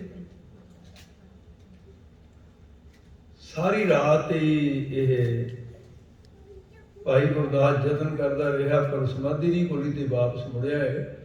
ਤੇ ਮਹਾਰਾਜ ਦਾ ਦਰਬਾਰ ਲੱਗਿਆ। ਤੇ ਜਦੋਂ ਭਾਈ ਸਾਹਿਬ ਜੀ ਆਏ ਤੇ ਮਹਾਰਾਜ ਸਾਹਿਬ ਜੀ ਕਹਿੰਦੇ ਤੁਸੀਂ ਇਕੱਲੇ ਹੀ ਆ ਗਏ, ਪੋਥੀਆਂ ਕਿੱਥੇ ਗਏ? ਤੁਸੀਂ ਕਹਿੰਦੇ ਸੀ ਮੈਂ ਗਿਆ ਆਇਆ ਤੇ ਟਾਈਮ ਵੀ ਇੰਨਾ ਲਾਤਾ ਤੇ ਪੋਥੀਆਂ ਫੇਰ ਵੀ ਖੋਲਣੀਆਂ ਤੁਹਾਡੇ। ਕਹਿੰਦੇ ਮਹਾਰਾਜ ਸਾਰੀ ਰਾਤ ਹਾਕਾ ਮਾਰਦਾ ਰਿਹਾ, ਕੁੰਡਾ ਹੀ ਨਹੀਂ ਖੋਲ੍ਹਿਆ। ਇਸ ਕਰਕੇ ਬਾਬਾ ਬੁੱਢਾ ਸਾਹਿਬ ਕਹਿੰਦੇ ਕੋਈ ਨਹੀਂ, ਫਿਰ ਮੈਨੂੰ ਖਿਲਾਉਣਾ ਆਉਂਦਾ ਕੁੰਡਾ, ਮੈਂ ਜਾਵਾਂ। ਮਹਾਰਾਜ ਨੇ ਕਿਹਾ ਵੀ ਅੱਜ ਬੜੇ ਸਿਆਣੇ ਸਿੱਖਾਂ ਨੂੰ ਕੀ ਹੋ ਗਿਆ ਵੀ ਪੋਥੀਆਂ ਤਾਂ ਬਾਬੇ ਬੁੱਢੇ ਸਾਹਿਬ ਨੂੰ ਨਹੀਂ ਮਿਲ ਰਹੀਆਂ। 12 ਵਰ੍ਹਿਆਂ ਦੀ ਉਮਰ 'ਚ ਬ੍ਰਹਮ ਗਿਆਨ ਇਹਨਾਂ ਨੂੰ ਦਿੱਤਾ ਤੇ ਇਹਨਾਂ ਦੀ ਬਖਸ਼ਿਸ਼ ਇਹਨਾਂ ਨੂੰ ਗੁਰੂ ਨਾਨਕ ਨੇ ਕੀਤੀ ਹੈ ਕਿ ਇਹਨਾਂ ਦੁਆਰਾ ਤਿਲਕ ਮਿਲਦਾ। ਇਸ ਕਰਕੇ ਤੇ ਗੁਰੂਆਂ ਵਰਗਾ ਸਤਿਕਾਰ ਬਾਬਾ ਬੁੱਢਾ ਸਾਹਿਬ ਦਾ। ਅੱਛਾ ਮਹਾਰਾਜ ਬਾਬਾ ਜੀ ਠੀਕ ਹੈ, ਫਿਰ ਨਾਲੇ ਗੁਰੂ ਘਰ ਦੇ ਤੁਸੀਂ ਸਿਆਣੇ ਵੀ ਹੋ ਸਾਰੇ। ਇਹੋ ਜਿਹੇ ਕਾਰਜ ਤੁਹਾਡੇ ਵਰਗੇ ਸਿਆਣਿਆਂ ਦੇ ਕੋਲ ਹੀ ਸੋਹਦੇ ਆ। ਜਾਓ। ਬਾਬਾ ਬੁੱਢਾ ਸਾਹਿਬ ਆਵਾਜ਼ਾਂ ਮਾਰੀਆਂ, ਕਿਹੜੇ ਨੇ ਸੁਣਨੀਆਂ ਸੀ ਆਵਾਜ਼ਾਂ? ਚੁਬਾਰੇ ਚੜ੍ਹ ਗਏ। ਕਹਿੰਦੇ ਬਾਬਾ ਮੋਹਨ ਜੀ ਦਰਵਾਜ਼ਾ ਖੋਲ ਦੇ, ਮੈਂ ਭਾਈ ਗੁਰਦਾਸ ਨਹੀਂ ਜਿਹੜਾ ਐਵੇਂ ਮੁੜ ਜੂਗਾ, ਮੈਂ ਨਹੀਂ ਮੁੜਨਾ ਇਸ ਤਰ੍ਹਾਂ। ਵੀ ਗੱਲ ਇੱਕ ਆ, ਜਾਂ ਦਰਵਾਜ਼ਾ ਖੋਲ ਦੇ, ਦਰਵਾਜ਼ੇ ਸੀ ਅੰਦਰ ਆ ਜਾਊਗਾ, ਨਹੀਂ ਤਾਂ ਵੀ ਦਰਵਾਜ਼ਾ ਪੁੱਟ ਕੇ ਇੱਕ ਪਾਸੇ ਰੱਖ ਦੂੰ। ਮੈਨੂੰ ਦਰਵਾਜ਼ਿਆਂ ਤੇ ਲੁਕੇ ਹੋਏ ਗੁਰੂ ਸਾਹਿਬਾਨਾਂ ਨੂੰ ਵੀ ਜਦੋਂ ਗੁਰੂ ਨੇ ਲਿਖ ਦਿੱਤਾ ਸੀ ਕਿ ਜਿਹੜਾ ਦਰਵਾਜ਼ਾ ਖੋਲੂਗਾ ਜਮਾਂ ਦੇ ਲੋਕ ਨੂੰ ਜਾਊ, ਕਹਿੰਦਾ ਗੁਰੂਆਂ ਦਾ ਲਿਖਿਆ ਹੋਇਆ ਸੀ, ਤੂੰ ਦਾ ਕਿਹਦਾ ਵਿਚਾਰ ਹੈ? ਮੈਂ ਪਾੜ ਲਾ ਕੇ ਅੰਦਰ ਜਾ ਵੜਿਆ ਸੀ, ਮੈਂ ਉਹ ਹਾਂ, ਖੋਲਦੇ ਦਰਵਾਜ਼ਾ, ਕੰਮ ਇੱਕ ਨਹੀਂ ਕਰਨਾ, ਮੈਂ ਨਹੀਂ ਮੁੜਨਾ। ਹੈ ਕਿ ਮੂੰਹ ਦਿਖਾਊਂਗਾ ਜਾ ਕੇ? ਉਹ ਹੁਣ ਸਮਾਧੀ ਲੱਗੀ ਸੀ, ਆਵਾਜ਼ ਤਾਂ ਪਹੁੰਚਦੀ ਨਹੀਂ ਸੀ ਉੱਥੇ। ਤੇ ਉਧਰ ਕਿਸੇ ਨੇ ਜਾ ਕੇ ਬਾਬਾ ਮੋਹਰੀ ਜੀ ਨੂੰ ਦੱਸਿਆ ਵੀ ਬਾਬਾ ਬੁੱਢਾ ਸਾਹਿਬ ਗੜਬੜ ਬਹੁਤ ਵੱਡੀ ਹੋ ਗਈ ਤੇ ਉਹ ਤਾਂ ਹੁਣ ਇਸ ਵੇਲੇ ਚੁਬਾਰੇ 'ਚ ਚੜੇ ਆ ਤੇ ਦਰਵਾਜ਼ਾ ਤੋੜਨ ਦੇ ਵਿਉਂਤ ਦੇ ਵਿੱਚ ਨਾ ਆਪਣਾ ਤਾਂ ਆਪੇ ਜਾਂਦੇ ਨੂੰ ਕੰਮ ਹੋਇਆ ਹੋਊਗਾ ਵੀ ਨਹੀਂ ਸੀ ਨੱਠ ਹੋ ਗਏ ਇੰਨੇ ਨੂੰ ਤਾਂ ਕੰਮ ਹੋ ਗਿਆ। ਬਾਬਾ ਬੁੱਢਾ ਸਾਹਿਬ ਜੀ ਬਲਵਾਨ ਸੀ, ਦਰਵਾਜ਼ੇ ਨੂੰ ਪਾਇਆ ਹੱਥ, ਚੂਲਾ ਪੁੱਟ ਕੇ ਇੱਕ ਪਾਸੇ ਰੱਖਿਆ ਤੇ ਕੁਝ ਇੱਟਾਂ ਭਾਈ ਗੁਰਦਾਸ ਭਾਈ ਸੰਤੋਖ ਸਿੰਘ ਕਹਿੰਦੇ ਕੁਝ ਇੱਟਾਂ ਵੀ ਉਖੜ ਗਈਆਂ ਕੰਧ ਦੇ ਨਾਲ। ਦਰਵਾਜ਼ਾ ਰੱਖਿਆ ਇੱਕ ਪਾਸੇ, ਬੈਠਿਆ ਜਿਵੇਂ ਕੈਲਾਸ਼ ਪਰਬਤ ਦੇ ਉੱਤੇ ਸ਼ਿਵ ਜੀ ਬੈਠਾ ਹੁੰਦਾ ਹੈ। ਆਵਾਜ਼ ਦਾ ਕੰਮ ਨਹੀਂ ਕਰਦੇ, ਮੋਢਿਆਂ ਤੋਂ ਫੜ ਰਿਹਾ। ਸਮਾਧੀ ਤੇਰੀ ਖਲਾ ਕੇ ਛੱਡੂ, ਕਹਿੰਦਾ ਸਮਾਧੀ ਖੋਲ, ਪੋਥੀਆਂ ਲੈ ਕੇ ਜਾਣੀਆਂ। ਗੁਰੂ ਅਰਜਨ ਦੇਵ ਜੀ ਦਾ ਸਿੱਖ ਹਾਂ ਮੈਂ ਗੁਰੂ ਨਾਨਕ ਤੋਂ ਗੁਰੂ ਸਾਹਿਬਾਨਾਂ ਦੇ ਨਾਲ ਰਿਹਾ ਬਾਬਾ, ਇਹ ਪੋਥੀਆਂ ਤੇਰੀਆਂ ਨਹੀਂ ਹੈਗੀਆਂ, ਇਹ ਗੁਰੂ ਸਾਹਿਬਾਂ ਦੀ ਬਣੀਆਂ। ਇਹਨਾਂ ਨੂੰ ਬਾਬਾ ਬੋਲ ਜੀ ਅਜੇ ਥੋੜਾ 2-4 ਝਟਕੇ ਦਿੱਤੇ ਸੀ ਮੋਢੇ ਫੜ ਕੇ, ਸਮਾਧੀ ਨਹੀਂ ਸੁਕਦੀ ਜੀ। ਉਹ ਇੱਕ ਅਵਸਥਾ ਹੈਗੀ ਆ ਉੱਥੇ ਤਾਂ ਚਾਹੇ ਕੋਈ ਕੱਟੀ ਜਾਵੇ ਗੜਾਸਾ ਲੈ ਕੇ ਫੜ ਦੇਵੇ ਹੱਥ ਪੈਰ ਤਾਂ ਨਹੀਂ ਪਤਾ ਲੱਗਦਾ ਵੇ। ਬਿਰਤੀ ਦਾ ਸਵੀਕਾਰ ਹੈ। ਬਾਬਾ ਮੋਰੀ ਜੀ ਨੱਠ ਕੇ ਆ ਕਹਿੰਦੇ ਬਾਬਾ ਜੀ ਬੇਨਤੀ ਹੈ ਤਾਂ ਮੇਰੀ ਬੇਨਤੀ ਸੁਣ ਲਓ। ਹਾਂ ਭਾਈ ਮੋਰੀ ਜੀ ਤੈਨੂੰ ਤਾਂ ਬੜੀਆਂ ਬਖਸ਼ਾਂ ਹੋਈਆਂ ਨੇ, ਮੋਰੀ ਪੁੱਤ ਸਨਮੁਖ ਹੋਇਆ ਰਾਮਦਾਸੇ ਪੈਰੀ ਪਾਏ ਜੀ। ਹਾਂ ਜੀ ਕੀ ਕਹਿਣਾ ਚਾਹੁੰਦੇ ਹੋ? ਕਹਿੰਦੇ ਜੀ ਮੈਂ ਤਾਂ ਇਹਨੇ ਕਹਿਣਾ ਵੀ ਕੁਰੂਕਸ਼ੇਤਰ ਦੀ ਧਰਤੀ ਨਾ ਬਣਾ ਦਿਓ ਗੁਰੂ ਅਮਰਦਾਸ ਦੇ ਚੁਬਾਰੇ ਨੂੰ। ਇਹ ਮਹਾਭਾਰਤ ਦਾ ਜੰਗ ਇੱਥੇ ਨਾ ਲੜੋ। ਮਤਲਬ ਕਹਿੰਦੇ ਮਤਲਬ ਇੱਕੋ ਹੀ ਹੈ, ਜੇ ਅਰਜਨ ਦੇ ਪੱਥੇ 'ਚ ਤੀਰ ਨਾ ਤਾਂ ਗੰਗਾ ਪੁੱਤਰ ਦੇ ਪੱਥੇ 'ਚ ਵੀ ਤੀਰ ਹੈਗੇ, ਘੱਟ ਦੋਨਾਂ 'ਚ ਕੋਈ ਨਹੀਂ।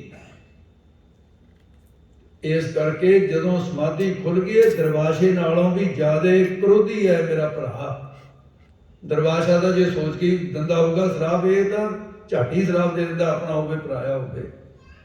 ਇਹਨੇ ਸ਼ਰਾਬ ਦੇ ਦਿੱਤਾ ਤਾਂ ਬਾਬਾ ਬੁੱਢਾ ਸਾਹਿਬ ਜੀ ਬਚਨ ਤੇਰਾ ਵੀ ਉਹ ਰਾਮਚੰਦਰ ਦੇ ਅਮੋਘ ਬਾਣ, ਤੇ ਇਸ ਕਰਕੇ ਗੁਰੂ ਘਰ ਦੇ ਅੰਦਰ ਮਹਾਰਾਜ ਤੁਸੀਂ ਕਿਵੇਂ ਕਰੋ, ਮੈਂ ਤੁਹਾਡੇ ਪੈਰਾਂ ਤੇ ਮੱਥਾ ਟੇਕਦਾ ਤੇ ਤੁਸੀਂ ਐਸਾ ਨਾ ਕਰੋ ਮਹਾਰਾਜ। ਇਹਦੀ ਸਮਾਧੀ ਕਹਿੰਦਾ ਉੱਠੂਗਾ ਤਾਂ ਕਹਿੰਦੇ ਜੀ ਇਹ ਤਾਂ ਕਈ ਮਹੀਨੇ ਨਹੀਂ ਉੱਠਦਾ, ਇਹਦਾ ਨਹੀਂ ਪਤਾ ਕਦੋਂ ਉੱਠੂਗਾ। ਉੱਥੇ ਲਿਖਿਆ ਵੀ ਬਾਬਾ ਬੁੱਢਾ ਸਾਹਿਬ ਨੇ ਨਮਸਕਾਰ ਕੀਤੀ ਬਾਬਾ ਮੋਹਨ ਜੀ ਨੂੰ, ਧੰਨ ਹੈ ਤੇਰੀ ਇਹ ਸਮਾਧੀ, ਨਮਸਕਾਰ ਹੈ ਤੇਰੇ। हे ਗੁਰੂ ਪੁੱਤਰ ਮੱਥਾ ਟੇਕ ਕੇ ਵਾਪਸ ਆ ਗਏ। ਗੁਰੂ ਅਰਜਨ ਦੇਵ ਜੀ ਮਹਾਰਾਜ ਕਹਿੰਦੇ ਬਾਬਾ ਬੁੱਢਾ ਸਾਹਿਬ ਜੀ ਤੁਸੀਂ ਵੀ ਕਦੀ ਆ ਗਏ। ਕਹਿੰਦੇ ਮੈਂ ਭਾਈ ਗੁਰਦਾਸ ਦੀ ਤਰ੍ਹਾਂ ਦਾ ਨਹੀਂ ਮੁੜ ਕੇ ਆਇਆ ਵੀ ਮੈਂ ਤਾਂ ਤਰੱਕੀ ਕੀਤੀ ਹੈ, ਮੈਂ ਤਾਂ ਚੂੜਾ ਪੱਟ ਕੇ ਅੰਦਰ ਦਰਵਾਜ਼ੇ ਤੋੜ ਕੇ ਅੰਦਰ ਚਲਾ ਗਿਆ ਤੇ ਮੋਢਿਆਂ ਨੂੰ ਹੱਥ ਵੀ ਪਾ ਲਿਆ ਸੀ, ਝੰਜੋੜ ਵੀ ਦਿੱਤਾ। ਮੋਰੀ ਜੀ ਆ ਗਏ ਵਿੱਚ ਮਹਾਰਾਜ ਤੁਹਾਡੇ ਛੋਟੇ ਮਾਮਾ ਜੀ, ਉਹਨੇ ਮੈਨੂੰ ਮੋੜਤਾ। ਕਹਿੰਦੇ ਵੀ ਇਹ ਤਾਂ ਸਮਾਧੀ ਨਹੀਂ ਖੋਲਦਾ ਨਾਲੇ ਸ਼ਰਾਪ ਦੇ ਦਿੰਦਾ, ਤੁਹਾਡਾ ਵੀ ਬਚਨ ਪੂਰਾ ਹੋ ਜਾਵੇ ਇਹਦਾ ਵੀ। ਇਸ ਕਰਕੇ ਮਹਾਰਾਜ ਮੈਂ ਤਾਂ ਫਿਰ ਮੁੜ ਆਇਆ ਵੀ ਹੁਣ ਭਾਈ ਮੋਰੀ ਜੀ ਦਾ ਵੀ ਬਚਨ ਮੰਨਣਾ ਸੀ। ਮਹਾਰਾਜ ਕਹਿੰਦੇ ਅੱਛਾ ਬਾਬਾ ਜੀ ਮੈਨੂੰ ਤਾਂ ਬੜੀ ਹਿਰਸ ਵੀ ਤੁਸੀਂ ਲੈ ਕੇ ਆਓਗੇ। ਕਹਿੰਦੇ ਭਾਈ ਗੁਰਸਿੱਖੋ ਫਿਰ ਹੁਣ ਤੁਸੀਂ ਹੋਰ ਕੋਈ ਉਦਮ ਕਰੋ ਤੁਹਾਡੇ ਚੋਂ। ਉਹ ਕਹਿੰਦੇ ਮਹਾਰਾਜ ਐਡੇ ਵੱਡੇ ਭਾਈ ਗੁਰਦਾਸ ਤੇ ਬਾਬੇ ਬੁੱਢੇ ਸਾਹਿਬ ਤੋਂ ਵੱਡਾ ਸਿੱਖ ਹੀ ਨਹੀਂ ਕੋਈ ਹੋਰ ਸਾਡੇ। ਜਦੋਂ ਇਹਨਾਂ ਦੇ ਕਾਰਜ ਨੂੰ ਅਸੀਂ ਕਿਵੇਂ ਕਰ ਲਾਂਗੇ? ਕਹਿੰਦੇ ਫਿਰ ਕਾਰਜ ਤਾਂ ਕਰਨਾ ਵੀ ਹੋਊਗਾ ਕਿਵੇਂ? ਕਹਿੰਦੇ ਮਹਾਰਾਜ ਜਿਸ ਕਾ ਕਾਰਜ ਇਹਨੇ ਕੀ ਕੀਤਾ ਮਾਨਸ ਕਿਆ ਵਿਚਾਰਾ ਰਾਮ, ਇਹ ਤਾਂ ਤੁਹਾਡਾ ਕਾਰਜ ਹੈ, ਤੁਹਾਨੂੰ ਇਹ ਬਣਾਉਂਦਾ, ਤੁਸੀਂ ਕਰ ਸਕਦੇ ਹੋ, ਸਾਥ ਨਹੀਂ ਹੋਣਾ। ਮਹਾਰਾਜ ਕਹਿੰਦੇ ਭਾਈ ਮੈਂ ਤਾਂ ਕੀ ਕਰ ਸਕਦਾ, ਤੇ ਜੇ ਤੁਸੀਂ ਮੈਨੂੰ ਹੁਕਮ ਕਰਦੇ ਹੋ ਤਾਂ ਫਿਰ ਮੈਂ ਯਤਨ ਕਰਕੇ ਵੇਖ ਲੈਣਾ, ਜੇ ਮਿਹਰਬਾਨ ਹੋ ਜਾਣ ਬਾਬਾ ਮੋਹਨ ਜੀ ਤਾਂ ਹੀ ਕਾਰਜ ਹੋਊਗਾ, ਪੋਥੀਆਂ ਮਿਲ ਗਈਆਂ ਕਾਰਜ ਹੋ ਜਾਊ। ਪਰ ਗੁਰਸਿੱਖੋ ਵੀ ਮੇਰੇ ਇਕੱਲੇ ਦੇ ਕਰਨ ਦਾ ਨਹੀਂ, ਤੁਸੀਂ ਮੇਰੇ ਨਾਲ ਚੱਲੋ। ਕਹਿੰਦੇ ਮਹਾਰਾਜ ਸਤਿ। ਕਹਿੰਦੇ ਜਿਹੜੇ ਜਾਇਆ ਉਹ ਰਹਿਣ ਦਿਓ, ਬਾਬਾ ਬੁੱਢਾ ਸਾਹਿਬ ਤੇ ਭਾਈ ਗੁਰਦਾਸ ਸਾਹਿਬ ਜੀ ਇਹ ਤਾਂ ਯਾਤਰਾ ਕਰੀ ਆਏ ਨਾ, ਤੇ ਤੁਸੀਂ ਬਾਕੀ ਦੇ ਚੱਲੋ ਜਿਹੜੇ ਉੱਥੇ ਸਿੱਖ ਬੈਠੇ ਸੀ। ਅੰਮ੍ਰਿਤਸਰ ਦੀਆਂ ਸੰਗਤਾਂ ਤਾਂ ਉੱਥੇ ਹੀ ਰਹੀਆਂ ਤੇ ਕੁਝ ਸੰਗਤਾਂ ਨੂੰ ਲੈ ਕੇ ਸ਼ਬਦ ਕੀਰਤਨ ਕਰਦੇ ਹੋਏ ਗੁਰੂ ਸਾਹਿਬ ਜੀ ਨੇ ਚਾਲੇ ਪਾ ਦਿੱਤੇ ਗੋਇੰਦਵਾਲ ਸਾਹਿਬ। ਇਤਿਹਾਸ ਕਹਿੰਦਾ ਹੈ ਤੇ ਬੋਲੀ ਸਾਹਿਬ ਇਸ਼ਨਾਨ ਕੀਤਾ, ਜਪਜੀ ਸਾਹਿਬ ਦਾ ਪਾਠ ਕੀਤਾ। ਕਿਸੇ ਹੋਰ ਨੂੰ ਤਾਂ ਨਜ਼ਰ ਨਹੀਂ ਆਏ, ਗੁਰੂ ਅਮਰਦਾਸ ਜੀ ਪ੍ਰਤੱਖ ਸਾਮਰ ਤੱਕ ਖੜੇ ਦਿਸੇ ਔਰ ਸਿਰ ਤੇ ਹੱਥ ਰੱਖ ਕੇ ਕਹਿਣ ਲੱਗੇ, ਪੁੱਤਰ ਜਿਸ ਕਾਰਜ ਦੇ ਲਈ ਆਏ ਹੋ ਇਹਦੇ 'ਚ ਤੁਹਾਨੂੰ ਸਫਲਤਾ ਮਿਲੇਗੀ, ਪਰ ਇੱਕ ਧਿਆਨ ਰੱਖਣਾ, ਇਹ ਮੇਰਾ ਪੁੱਤਰ ਕ੍ਰੋਧੀ ਬੜਾ ਹੈ, ਇਹਦੇ ਮਾੜੇ ਵਚਨ ਸੁਣ ਕੇ ਘਬਰਾਉਣਾ ਨਹੀਂ। ਇਹ ਪਹਿਲਾਂ ਬੋਲੇਗਾ, ਕੁਛ ਐਸਾ ਬੋਲੇਗਾ ਤੇ ਤੁਸੀਂ ਨਹੀਂ ਘਬਰਾਉਣਾ, ਸਹਿਨ ਕਰਨਾ। ਫਿਰ ਉਸ ਥਾਂ ਤੇ ਪਹੁੰਚੇ ਜਿੱਥੇ ਗੁਰੂ ਰਾਮਦਾਸ ਮਹਾਰਾਜ ਦਾ ਅੰਗੀਠਾ ਸੀ।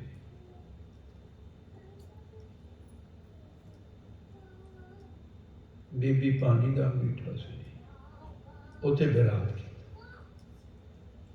ਮਾਤਾ ਜੀ ਤੁਹਾਡੀ ਮਿਹਰਬਾਨੀ ਦੇ ਨਾਲ ਮੈਨੂੰ ਸਰੀਰ ਮਿਲਿਆ ਤੇ ਨਾਨੇ ਗੁਰੂ ਦਾ ਜਿਹੜਾ ਬਚਨ ਸੀ ਤੁਹਾਡੇ ਸਾਹਮਣੇ ਜੋ ਹੋਇਆ ਸੀ ਉਹ ਹੁਣ ਪੂਰਾ ਹੋਣ ਲੱਗਾ ਹੈ। ਗੁਰੂ ਰਾਮਦਾਸ ਮਹਾਰਾਜ ਨੂੰ ਕਿਹਾ ਤੇ ਫਿਰ ਆ ਕੇ ਗਲੀ ਦੇ ਵਿੱਚ ਬਹਿ ਗਏ। ਉੱਥੇ ਬੈਠ ਕੇ ਮਹਾਰਾਜ ਸਾਹਿਬ ਨੇ ਆਪਣੇ ਹੱਥ ਵਿੱਚ ਤੰਬੂਰਾ ਲਿਆ, ਸਾਜ ਕੀਰਤਨ ਕਰਨਾ ਆਰੰਭ ਕਰ ਦਿੱਤਾ। ਗੋਇੰਦਵਾਲ ਦੀਆਂ ਸੰਤਾਂ ਨੂੰ ਪਤਾ ਚੱਲਿਆ ਕਿ ਗੁਰੂ ਅਰਜਨ ਇੱਕ ਤਾਂ ਗੁਰਦਾ ਗੱਦੀ ਦੇ ਮਾਲਕ, ਦੂਸਰਾ ਇਸ ਘਰ ਦੇ ਦੋਹਤਰੇ। ਉਹ ਜ਼ਮਾਨਾ ਸੀ ਜਦੋਂ ਲੋਕਾਂ ਦੀ ਇਹ ਪ੍ਰਭਾਵ ਸੀ ਵੀ 100 ਬ੍ਰਾਹਮਣਾਂ ਨੂੰ ਪੂਜਣ ਦੇ ਨਾਲੋਂ, 100 ਬ੍ਰਾਹਮਣਾਂ ਦੇ ਪੂਜਣ ਨਾਲੋਂ ਇੱਕ ਦੋਹਤਰੇ ਦੀ ਜਾਂ ਦੋਹਤਰੀ ਦੀ ਪੂਜਾ ਕਰ ਲੋ ਤਾਂ ਫਿਰ 100 ਬ੍ਰਾਹਮਣਾਂ ਦਾ ਉਹ ਫਲ ਆਪਣੇ ਦੋਹਤਰੇ ਤੋਂ ਮਿਲ ਜਾਏਗਾ। ਇਹ ਇੱਕ ਸਮਾਜ ਦੇ ਵਿੱਚ ਹੀ ਸਾਡੇ ਐਸਾ ਇਹ ਗੁਰੂ ਘਰ ਦੇ ਦੋਹਤਰੇ ਵੀ ਨਾ, ਸਾਡਾ ਸਾਰੇ ਨਗਰ ਨੂੰ ਮਾਣ ਮਿਲਿਆ। ਇਹ ਲੋਕਾਂ ਦੇ ਵਿੱਚ ਇਹ ਗੱਲ ਚਲੇਗੀ ਵੀ ਭੁੰਜੇ ਬੈਠੇ ਗਲੀ ਵਿੱਚ, ਮਹਾਰਾਜ ਭੁੰਜੇ ਬੈਠ ਕੇ, ਜਿਹਦੇ ਹੱਥ ਵਿੱਚ ਦਰੀ ਆਈ ਦਰੀ ਲੈ ਕੇ ਦੌੜ ਪਿਆ, ਜਿਹਦੇ ਹੱਥ ਚਾਦਰ ਆਈ ਚਾਦਰ ਲੈ ਕੇ ਦੌੜ ਪਿਆ, ਖੇਸ ਹੱਥ ਜਾਏ ਖੇਸ ਰੱਖ ਕੇ, ਗਲੀ ਜਾ ਜਾਏ ਗਲੀਤਾ। ਮਹਾਰਾਜ ਤੁਸੀਂ ਮਹਾਰਾਜ ਪੁੰਜੇ ਨਾ ਬੈਠੋ, ਇਸ ਘਰ ਦੇ ਤੁਸੀਂ ਨਾਨਕੇ ਪਰਿਵਾਰ ਦੇ ਵਿੱਚ ਆਏ ਹੋ ਔਰ ਤੁਸੀਂ ਗੁਰੂ ਹੋ। ਦੋਹਰਾ ਸਤਿਕਾਰ ਤੁਹਾਨੂੰ ਇਸ ਨਗਰੀ ਦੇ ਵਿੱਚ, ਬਾਕੀ ਨਗਰਾਂ ਦੇ ਗੁਰੂ ਹੋਣ ਦਾ ਸਤਿਕਾਰ ਹੈ, ਪਰ ਇੱਥੇ ਇਸ ਗੁਰੂ ਘਰ ਦੇ ਦੋਹਤਰੇ ਵੀ ਨੂੰ ਤੁਸੀਂ ਪੁੰਜੇ ਨਾ ਬੈਠੋ। ਮਹਾਰਾਜ ਕਹਿੰਦੇ ਗੁਰਸਿੱਖੋ ਤੁਹਾਡੇ ਇਹ ਵਸਤਰ ਲੈਣ ਦੇ ਸਫਲੇ ਹੋ ਗਏ, ਪਰ ਅੱਜ ਪੁੰਜੇ ਹੀ ਬੈਠਣਾ ਹੈ। ਤੁਸੀਂ ਮੇਰੀ ਖੇਡ ਵਿੱਚ ਦਖਲ ਨਹੀਂ ਦੇਣਾ। ਮੈਂ ਅੱਜ ਬਾਬੇ ਮੋਹਨ ਦੇ ਦਰ ਦਾ ਮੰਗਤਾ ਬਣ ਕੇ ਆਇਆ। ਮੰਗਦੇ ਵਾਸਤੇ ਭਲਾ ਕੌਣ ਹੈ ਜਿਹੜਾ ਚਾਦਰਾਂ ਵਿਛਾਉਂਦਾ? ਮੈਨੂੰ ਮਰਜ਼ਾਦਾ ਪੂਰੀ ਕਰਨ ਦਿਓ।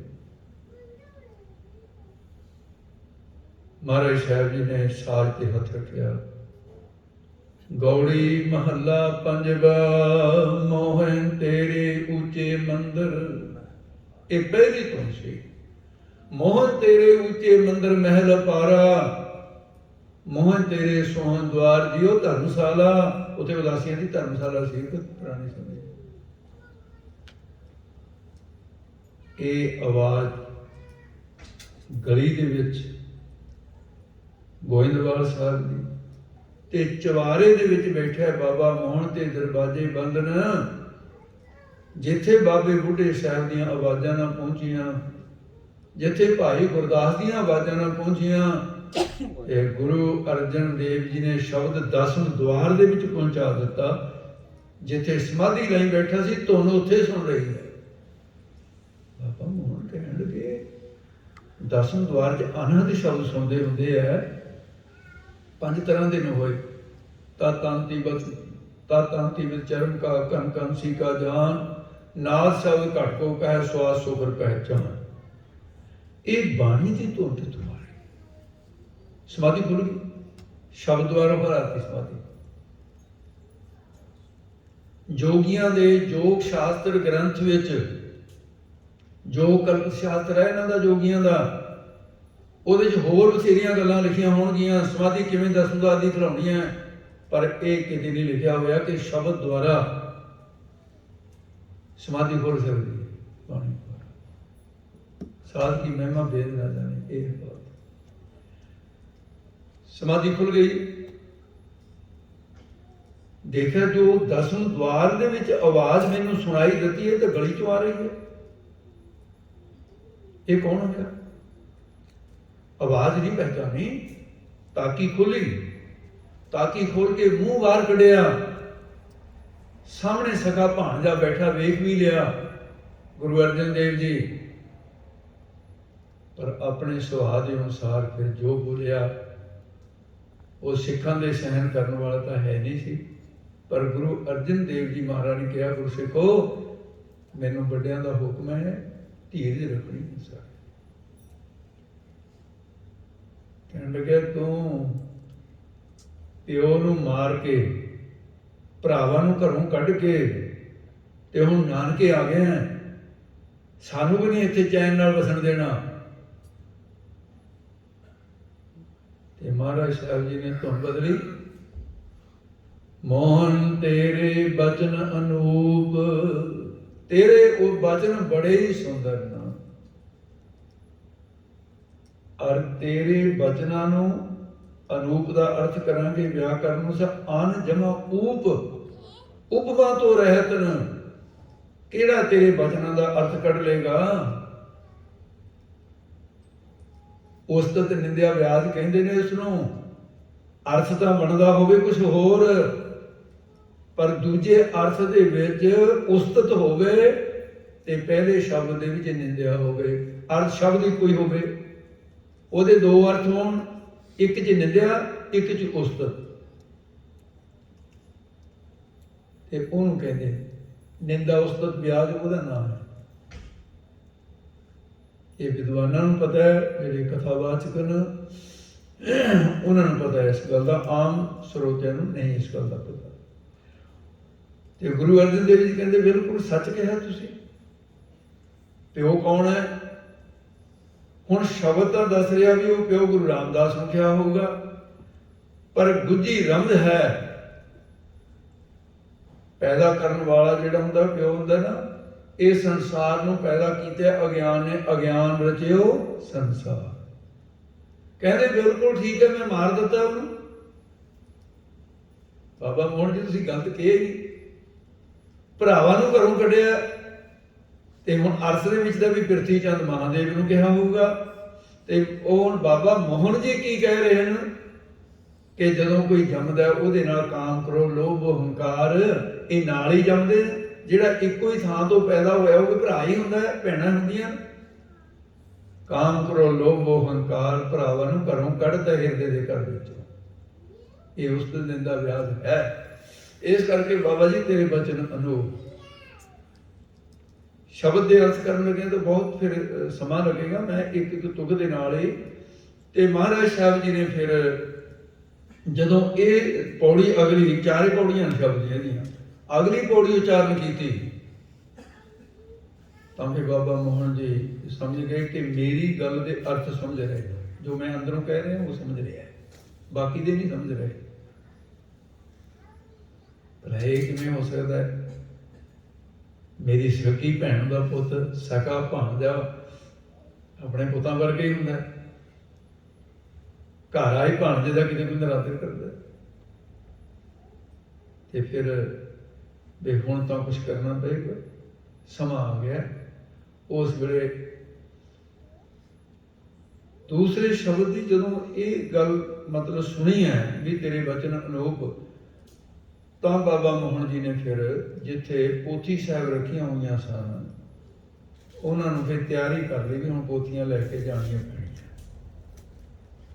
क्योंकि अगली धुन दे विच महाराज ने कह दिता तुद वचन गुर कै बस किया आद पुरख बनवारिया। मैं तेरे को इसलिए आया हाँ, आद पुरख गुरु नानक तो लैके तेरे को बचन तेरे संभाले हुए तेरे को, तेरे वस दे विच प्रबंध तेरे विच न। मैं संसार के भले वास्ते जहाज बनाना है, ते पोथियां मैनूं दे दे सीधे तौर पर, मैं तेरे दर्शन करने वास्ते आया, दर्शन दिओ। बस फिर बेबस हो गए। पोथियां नाल इन्हां दा पुत्र है ते पोथियां चुकियां, सहज दे भाव दे नाल हेठां उतरे ते महाराज साहब सच्चे पातशाह उठ के खड़े हो गए, दोवें हाथ जोड़ रहे, क्योंकि मामा जी सी सके। फिर उत्थे खड़े खड़े कहन लगे, हथ क्यों जोड़े हैं? जी तुसी मेरे मामा जी हो, सत्कारयोग हो, गुरु के बड़े साहबजादे हो, गुरु अमरदास जी दे। बस बस ਇਹਦੀ ਲੋੜ नहीं हैगी मैंने। ਇੱਕੋ ही गल दस, मेरी भैन दे पुत्रा मैनू दस, पोथियां चाहिए? हाँ। कहते फिर पोथियां की शर्त है जी, हुक्म करो। शर्त यह है पोथियां बाद विच मिलणगियां ते पहला अपने दोने चरण जेड़े न ये मूहरे नूं कर दे, मैं इन्हां ते अपना सिर रखना है, मत्था टेकना तेरे पैरों ते। गुरु अर्जन देव जी कहने लगे, वाहिगुरु वाहिगुरु। मामा जी ये की कर रहे हो? मामे का रिश्ता ते प्यो के रिश्ते कोई अंतरा नहीं होता, ऐसा ना करो, ये शर्त न लाओ, संसार की मर्यादा बिगड़ जाएगी। किते मामे भी भांजे मत्था टेकते होते, मत्था टेकांगा मैं, चरण तुसी करो अगे। कहते फिर नहीं पोथियां मिलनी। ते मामा जी ऐसा क्यों करते हो? कहते इन्हां रिश्तियां दी दीवार ने मैनू इत्थे पहुंचा दिता। तुहाडे पिता नूं मैं भणोईया ही समझदा रहा, मैं अपने पिता का वचन ना मन्निया ते उन्होंने कहता जा आफरिया रह, उन्होंने वचन कहता ईर्खा सड़दा रहेगा, मैं तो उदों दे सड़ रहा। 10वां द्वार तो मैं तां समाधि लाउना जदों शरीर च आ जाना, जलन इन्नी पैदा होंदी मैं ते सहन नहीं होंदी। मेरे दुख की निवृत्ति का उपाय पुछया सी तुहाडे नाने गुरु नूं, उन्होंने कहा सी पुत्रा हुण तां वेला गया लंघ। 5वें जामे च इन्होंने बाणी का बोहिता तैयार करना है।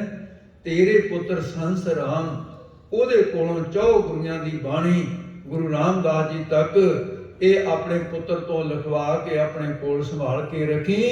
ये बाणी नूं लैण वास्ते कोई भी आवे दुनिया का बंदा तय नहीं देने।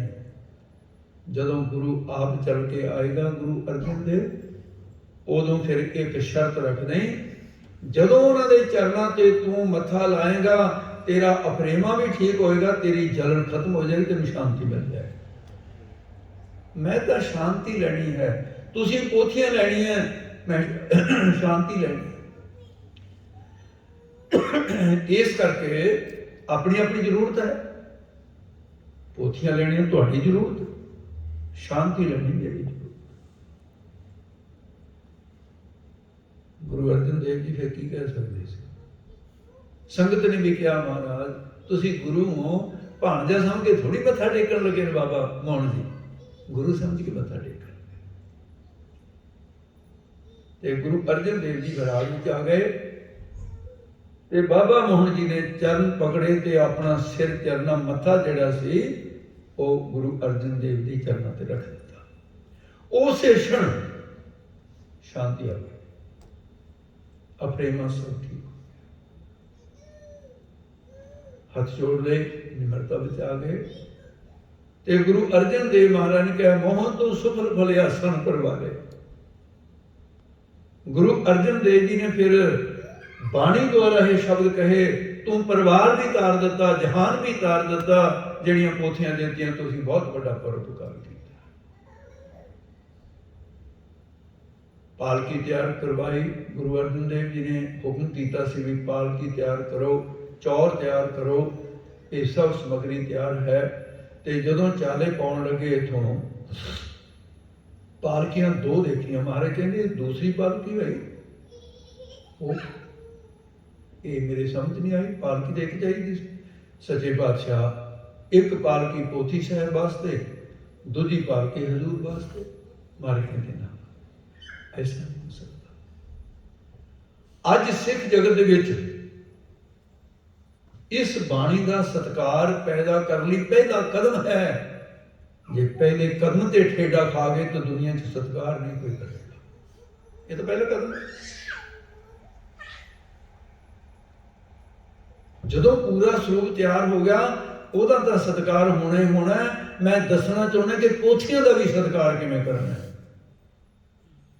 सैकड़े गुरुद्वारियां च गुटके पए होंदे, रमाला नहीं दिता होंदा। की गल भाई बाणी नहीं होंदी? इतिहास नहीं पढ़िया, विचारिया नहीं, मन्निया नहीं। पोथी परमेश्वर का था। महाराज साहब जी कहते पालकी इक्के रहेगी, दूसरी ले जाओ। उस पालकी दे पोथियां चौं गुरुआं दी बाणी सवाईमान कर दित्ती, रमाले पा दित्ते। बहुत संभाल दे नाल जिवें कीमती खजाना संभाली दा। ते महाराज कहते गुरसिखो ते हुण चौर दी सेवा मैं करदा जावांगा।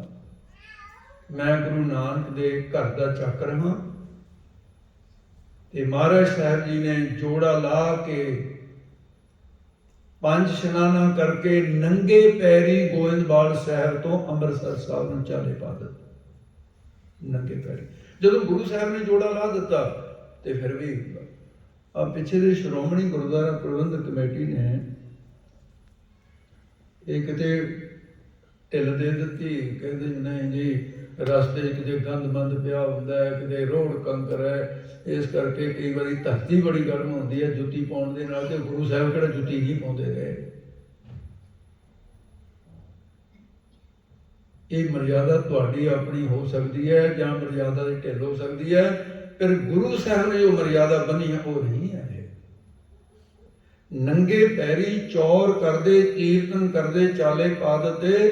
रोड लगे, कंकर लगे, पैरों चों खून भी सिमया होएगा। ते ਅੰਮ੍ਰਿਤਸਰ साहब तो 2 कोहां ते जाके पड़ा करना पिया। सुनेहा दे दित्ता। बाबा बुढ़ा साहब, भाई गुरदास, माता गंगा जी ते गुरु साहब के साहिबजादे हरगोबिंद साहब महाराज जिन्हों ने 6वें थां ते गुरु बनना है। ਅੰਮ੍ਰਿਤਸਰ ਦੀਆਂ ਸਾਰੀਆਂ ਸੰਗਤਾਂ ਨੂੰ ਲੈ ਕੇ, ਫੁੱਲ ਲੈ ਕੇ, ਸੁਗੰਧਿਤ ਪਦਾਰਥ ਲੈ ਕੇ ਉੱਥੇ ਧੂਫ ਲਿਖਿਆ, ਧੂਫ ਵੀ ਦਿਖਾਈ ਗਈ ਜਿਹੜੀ ਅੱਜ ਚੁਭਦੀ ਆ ਕਈਆਂ ਨੂੰ। ਆਖੇ ਜੀ ਨਿਹੰਗ ਸਿੰਘ ਧੂਫਾਂ ਦੇਈ ਜਾਂਦੇ ਆ, ਇਹ ਤਾਂ ਜੀ ਦੇਵੀ ਦੇਵਤਿਆਂ ਦਾ ਕੰਮ ਹੈ। ਇਹ ਕਿਤੇ ਪੜ੍ਹਤਾ ਲਓ ਕੁਛ ਥੋੜਾ ਬਹੁਤ। ਸੁਗੰਧੀ ਵਾਲਾ ਪਦਾਰਥ ਅਰਥ ਲਿਖਤ ਚ ਮਿਲੇਗੀ, ਧੂਫ ਲਿਖਤ ਚ, ਮਰਿਆਦਾ ਦੀ ਲਿਖਤ ਮਿਲੇਗੀ। ਤੇ ਚੱਲ ਪਏ ਕੀਰਤਨ ਕਰਦੇ।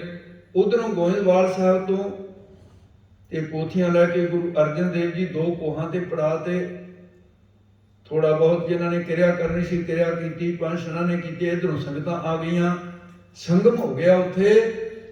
ਤੇ ਬਾਬਾ ਬੁੱਢਾ ਸਾਹਿਬ, ਭਾਈ ਗੁਰਦਾਸ ਸਾਹਿਬ ਜੀ ਕਹਿੰਦੇ ਜਦੋਂ ਸੁਣਿਆ ਉਹਨਾਂ ਨੇ, ਕਹਿੰਦੇ ਪੋਥੀ ਸਭ ਖਾਸੇ ਪਰ ਲਿਆਵਤ, ਆਪ ਗੁਰੂ ਪਨ ਹੀ ਬਿਨ ਆਵਤ। ਕਹਿੰਦੇ ਗੁਰੂ ਸਾਹਿਬ ਜੁੱਤੀ ਤੋਂ ਬਿਨਾਂ ਨੰਗੇ ਪੈਰੀਂ ਆ ਗਏ।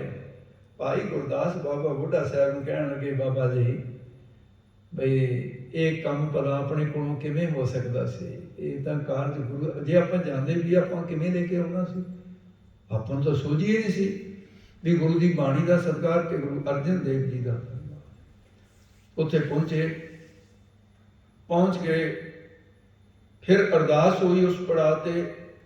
68 ਨਾਮੀ ਘਾਟ ਤੇ ਆ ਕੇ ਸ਼ਾਮ ਦੇ ਵਕਤ ਉੱਥੇ ਮਹਾਰਾਜ ਸਾਹਿਬ ਜੀ ਨੇ ਜਿੱਥੇ ਮੰਜੀ ਸਾਹਿਬ ਨੇ ਨਾ ਆਪਣੀ ਦੁੱਖ ਭੰਜਨੀ ਬੇਰ ਸਾਹਿਬ ਦੇ ਨਾਲ, ਇਹ 68 ਨਾਮੀ ਘਾਟ ਦੇ ਉੱਤੇ ਬੈਠ ਕੇ ਫਿਰ ਮਹਾਰਾਜ ਸਾਹਿਬ ਕਹਿੰਦੇ ਬਈ ਸਾਰੀ ਰਾਤ ਜਾਗਰਣ ਹੋਏਗਾ ਔਰ ਕੀਰਤਨ ਦੀਆਂ ਧੁਨਾਂ ਹੁੰਦੀਆਂ ਰਹਿਣਗੀਆਂ।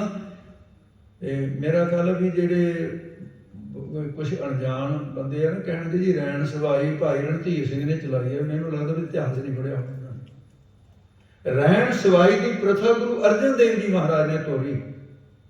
ਸਾਰੀ ਰਾਤ ਕੀਰਤਨ ਹੋਇਆ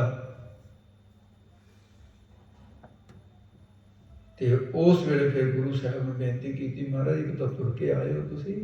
ਬਾਬਾ ਬੁੱਢਾ ਸਾਹਿਬ ਕਹਿੰਦੇ ਵੀ ਮੈਂ ਹੁਣ ਰਾਤ ਨੂੰ ਜ਼ਿੰਮੇਵਾਰੀ ਮੈਂ ਨਿਭਾਵਾਂਗਾ। ਭਾਈ ਗੁਰਦਾਸ ਸਾਹਿਬ ਨੇ ਕਿਹਾ ਹਜ਼ੂਰ ਤੁਸੀਂ ਆਰਾਮ ਕਰੋ। ਇਸ਼ਨਾਨ ਕੀਤਾ, ਸਵੇਰੇ महाराज साहब ने रात आराम किया, इशनान किया, हरमंदिर साहब नमस्कार की ते आसा दी वार दा कीर्तन समाप्त होया ते महाराज साहब ने आप कहते मैं पोथियां दे दर्शन आप करांगा।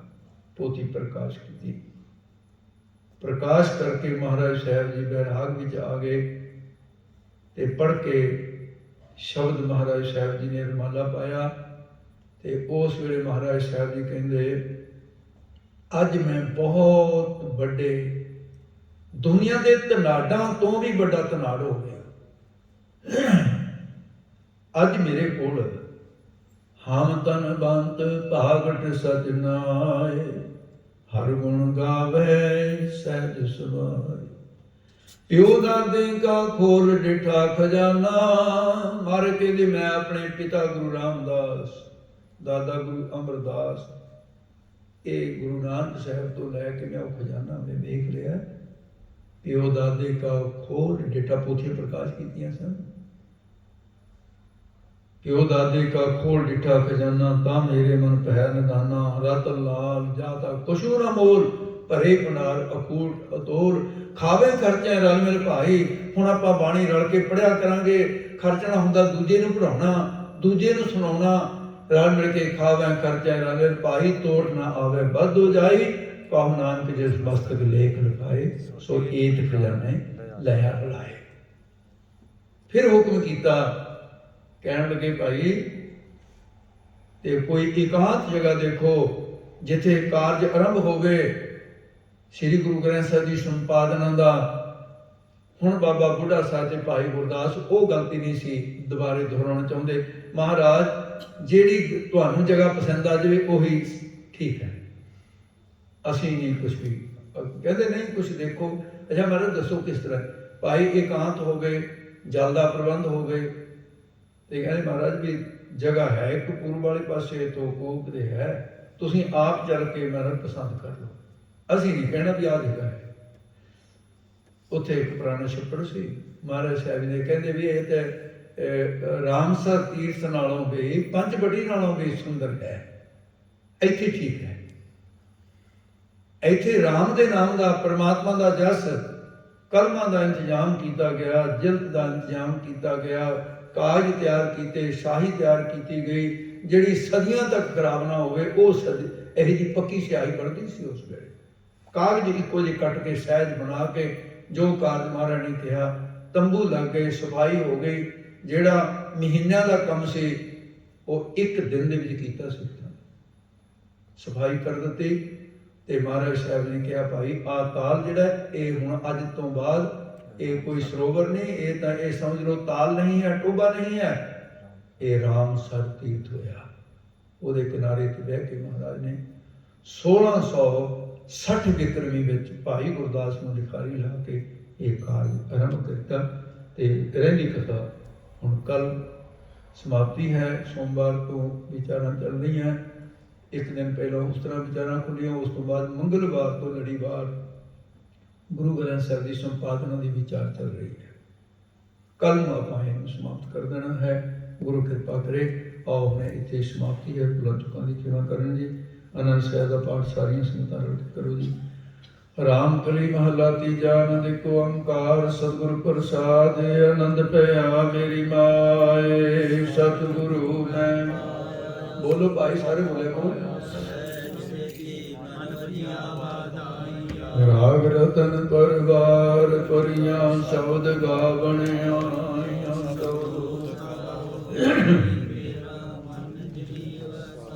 कह नानक आनंद होआ, सतगुरु मैं पाया।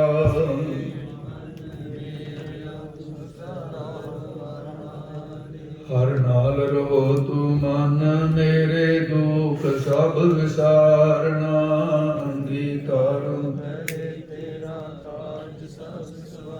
सबना गला समरथ सुआमी, सो क्यों मनो विसारे।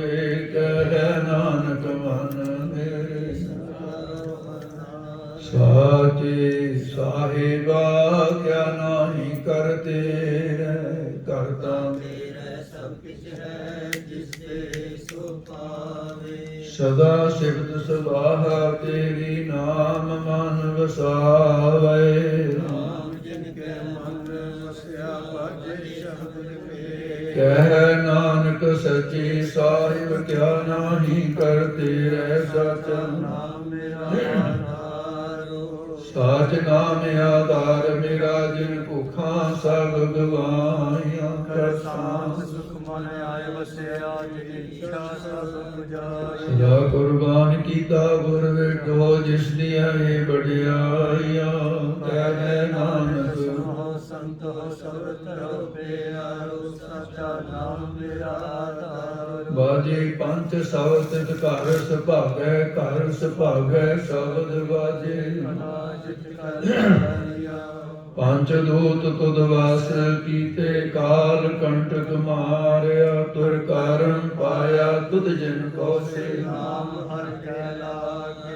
ਕਹਿ ਨਾਨਕ ਤੈ ਸੁਖੋ ਤਿਤ ਕਰ ਅਨਹਦ ਵਾਜੇ। ਅਨੰਦ ਸੁਨੋ ਵਡ ਭਾਗਿਓ। ਸਗਲ ਮਨੋਰਥ ਪੂਰੇ। ਪਾਰ ਬ੍ਰਹਮ ਪ੍ਰਭ ਪਾਇਆ ਉਤਰੇ ਸਗਲ ਵਸੂਰੇ। ਦੁਖ ਰੋਗ ਸੰਤਾਪ ਉਤਰੇ ਸੁਣੀ ਸੱਚੀ ਬਾਣੀ। ਸੰਤ ਸਾਜਨ ਪਏ ਸਰਸੇ ਪੂਰੇ ਗੁਰ ਤੇ ਜਾਣੀ। ਸੁਣਤੇ ਪੁਨੀਤ ਕਹਤੇ ਤੁਮਿਤ ਸਗਲ ਰਹਿਆ ਭਰਪੂਰੇ। ਦਿਨਵੰਤ ਨਾਨਕ ਗੁਰ ਚਰਨ ਲਾਗੇ ਬਾਜੇ ਅਨਹਰ ਪੂਰੇ। ਸ਼ਲੋਕ ਪਵਨ ਗੁਰੂ ਪਾਣੀ। ਪਿਤਾ ਮਾਤਾ ਧਰਤ ਮਹਾ। ਦਿਵਸ ਰਾਤ ਦੁਇ ਦਾਈ ਦਾਇਆ ਖੇਲੇ ਸਗਲ ਜਗਤ।